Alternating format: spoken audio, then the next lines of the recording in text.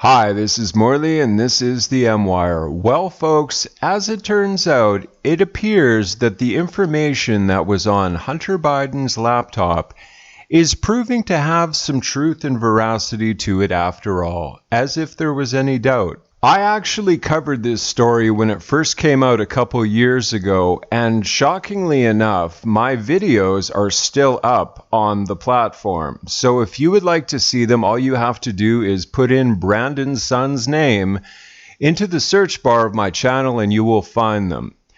Now, some of the images that you will see in some of those videos are somewhat graphic. I mean, they've been censored to a degree, but you definitely know that it is indeed Hunter Biden in these videos. And what is depicted there is shocking to say the least. From everything from drug use to having relations with underage women. And now it's technically under investigation. Now, the purpose of this video, folks, I want to show you this clip here that Fox News did with then Attorney General Bill Barr. And he is very evasive in his questioning here because he claims that this is now an ongoing investigation and he can only talk so much about it. And he tries to rationalize why and how he did nothing about this at the time this came out. This information was so heavily censored that if you uploaded anything about this to Twitter, for instance, it was immediately taken down.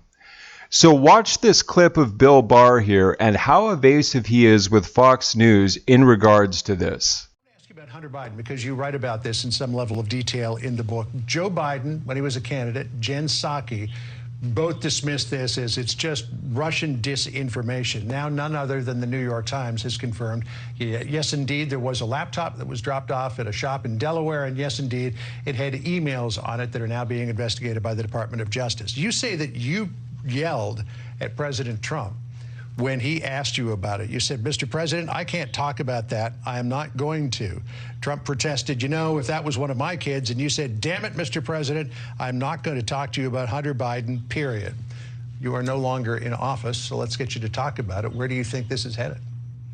Well, I'm limited in what I can say because I don't want to discuss any possible ongoing investigations, but my reaction to the president there was obviously resisting the idea of injecting a criminal investigation of one of the candidate's children into the race when there hasn't been any definitive judgment over at the Department of Justice. So I made it clear I wasn't going to discuss criminal cases with him, especially ones that he might have an interest in. So I would still do that today, but I was very disturbed during the debate when candidate Biden lied to the American people about the laptop. He's squarely confronted with the laptop, and he suggested that it was Russian disinformation and pointed to the letter written by some intelligence people that was baseless, which he knew was a lie. And I was shocked by that. And fortunately, the DNI came out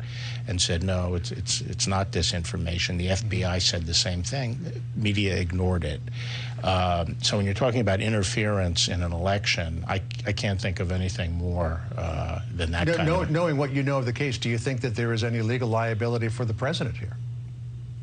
Perhaps not while he's in office. I wouldn't want to venture an opinion on that. Let me ask it a different way, Bill. So obviously there was the media coverage of this, which obviously is being highlighted, was all over the place and atrocious. And now there's the New York Post, for example. The headline right now is the White House ignores its Hunter problem. Suddenly Jen Psaki can't comment on something that she commented on many times before.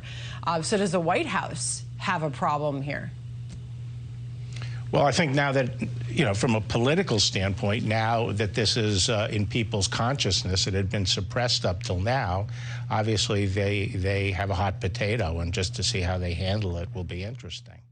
So as you can see, he's not really saying too much about it because it would, quote unquote, be compromising an ongoing investigation. But at the time, he did nothing about this, which implies to me that he was essentially a rhino. I lost a lot of respect for Bill Barr when he basically went along with the narrative that this was Russian disinformation. But this information was gathered simply because Hunter Biden dropped off a laptop at a Delaware computer repair shop and he forgot about it. And all this information was on the hard drive of this laptop. So now it's under investigation, and there's some pretty telling information on these videos from what I remember. Like, I haven't watched my own videos, but there's actual leaked audio in one of my videos, him talking to Chinese officials the implication is that he's accepting payment to get access to his dad. I don't remember if there's anything specifically with Burisma and him in Ukraine, but now that there's a war going on in Ukraine, you can't help but to think that the Brandon family is trying to protect its interests, particularly Brandon Jr.'s interests in Ukraine, because it's been proven, folks, that he was on a board of directors of a Ukrainian energy company making a salary of $600,000 a year, and he has absolutely no oil and gas experience or education whatsoever under his belt. Can you imagine if you or I tried to apply for a job, a high-profile job like an oil company, and we have no oil and gas experience or education? We would be absolutely laughed at, and our resume would go in the circular file.